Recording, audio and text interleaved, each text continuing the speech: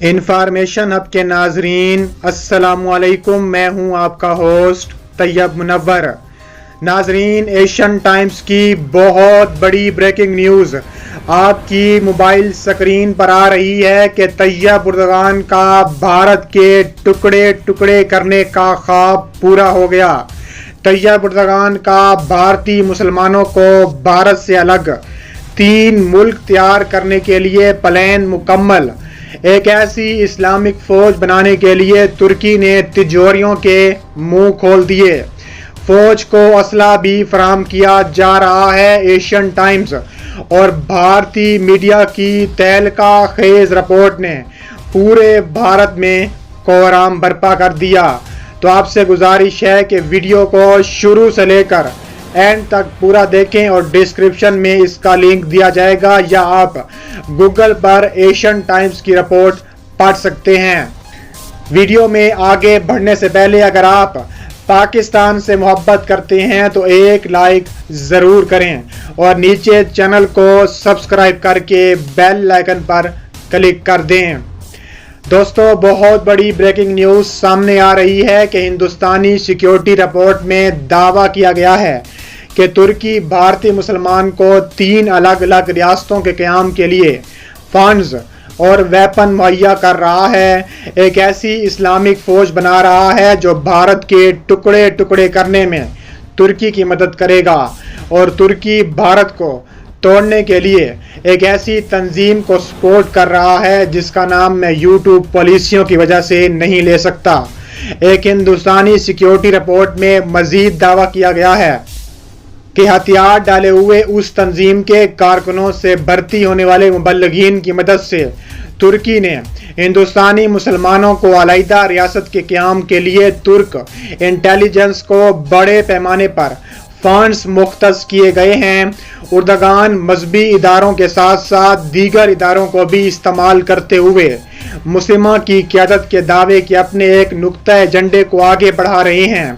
ترکی کا مذہبی ادارہ دیانت اپنی سرگرمیوں کے ذریعے ہندوستان میں پہلے ہی کافی تعداد میں موجودگی کا مظاہرہ کر چکا ہے، اور اب اردگان بھارت کو پریشان کرنے کے لیے ایسی تنظیم کا استحصال کرنے کا ارادہ رکھتا ہے۔ بھارت فعال اقدامات اپنانے کی طرف سے اس سے نمٹنے کے لیے تیار کیا جائے گا۔ یہ اس طرح ہے جو پاکستان کے ساتھ افغانستان میں کرتا رہا ہے۔ اس سے پاکستان اور افغانستان میں زمین پر ازادانہ آوازوں کو ختم کرنے میں مدد ملتی ہے، جبکہ ایک ہی وقت میں ان کی شمولیت سے انکار کرتے ہیں۔ میڈیا رپورٹس میں مزید بتایا گیا ہے کہ ترکی حکومت کی طرف سے محاذوں کے کردار کے بارے میں انٹیلیجنس رپورٹ کے حوالے سے انقرہ پر بھارت نے الزام لگایا ہے کہ وہ انقرہ کو ہندوستانی مسلمانوں کو بنیاد پرستی اور بنیاد پرستوں کی بھرتی کرنے کی کوششوں کا الزام عائد کرتا ہے۔ ترکی پاکستان کے بعد ہی بھارت مخالف سرگرمیوں کا مرکز بن کر ابھرا ہے۔ یہ کوششیں 3 شعبوں کے ذریعے کی جا رہی ہیں۔ ترکی کے سرکاری میڈیا، تعلیمی ادارے اور غیر منفتی شعبے یا NGOs کے ذریعے ترکی بھارت کے ساتھ یہ کام کر رہا ہے۔ انہوں نے کہا ہے کہ ترکی ہندوستانی کشمیریوں اور مسلم طلبہ کو ریاستی سرپرستی میں چلنے والی NGOs کے ذریعے ترکی میں تعلیم حاصل کرنے کے لیے منافع بخش اسکالرشپس تبادلہ پروگرام فراہم کر رہا ہے۔ ایک بار جب طلبہ ترکی میں داخل ہو جاتے ہیں تو وہ وہاں پر کام کرنے والے پاکستان پراکسیوں کے ذریعے پہنچ جاتے ہیں اور ان کے قبضے کر لیتے ہیں۔ جائزے کی نشاندہی کی گئی ہے کہ ترک حکومت کے لیے اس طرح کے محاذ براہ راست اردگان اور اس کے کنبے سے منسلک ہیں۔ بھارتی عہدیدار نے بتایا ہے کہ ان تنظیموں میں سے زیادہ تر کا تعلق ترک حکومت، صدر رجب طیب اردگان یا ان کے اہل خانہ سے براہ راست روابط ہیں۔ ایک سرکاری عہدیدار نے بتایا ہے کہ ہم اس گروپ کے کچھ لوگوں سے بھی واقف ہیں جو ترکی سے کچھ لوگوں سے ملنے کے لیے قطر جا رہے تھے۔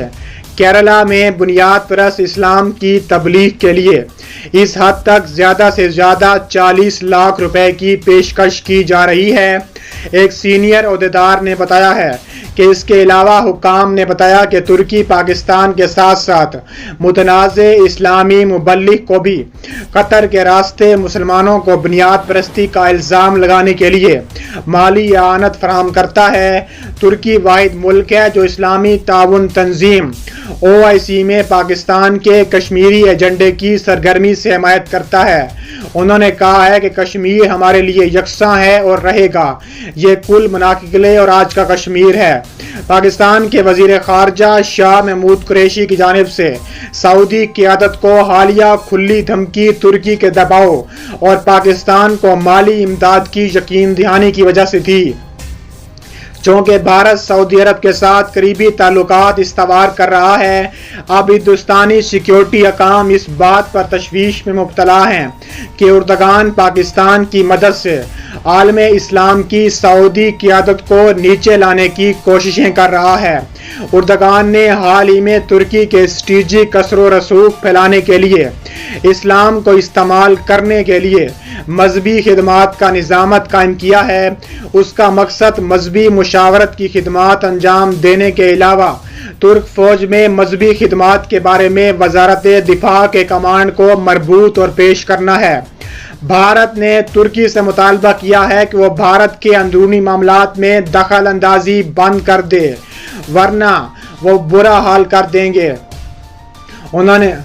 بھارت نے ترکی سے مطالبہ کیا ہے کہ وہ مقبوضہ کشمیر سے متعلق بیان دے کر بھارت کے داخلی معاملات میں مداخلت نہ کرے، ورنہ سنگین نتائج کے لیے تیار ہو جائے۔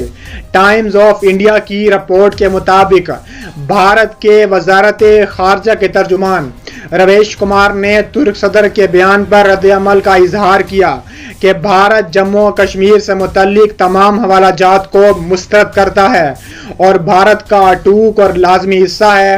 رویش کمار نے مزید کہا کہ ہم ترک قیادت سے مطالبہ کرتے ہیں کہ وہ بھارت کے داخلی معاملات میں مداخلت نہ کرے اور حقائق کی صحیح تفہیم پیدا کریں، جس میں پاکستان سے بھارت اور خطے کو دہشت گردی کے باعث پیدا ہونے والی سنگین خطرات بھی شامل ہیں۔ واضح رہے کہ ترک صدر نے 2 روزہ پاکستان کے دورے پر پہلی کشمیری جنگ کے دوران غیر ملکی قبضے کے خلاف ترک عوام کی جدوجہد کے ساتھ کشمیری عوام کی جدوجہد کا موازنہ کیا تھا۔ گزشتہ روز پارلیمنٹ کے مشترکہ اجلاس سے خطاب کرتے ہوئے رجب طیب اردوغان نے کہا تھا کہ 100 سال پہلے ترکی میں جو ہوا تھا آج اسے مقبوضہ کشمیر میں دہرایا جا رہا ہے۔ انہوں نے کہا تھا کہ ترکی بھارتی مظالم کے خلاف اپنی آواز بلند کرتا رہے گا۔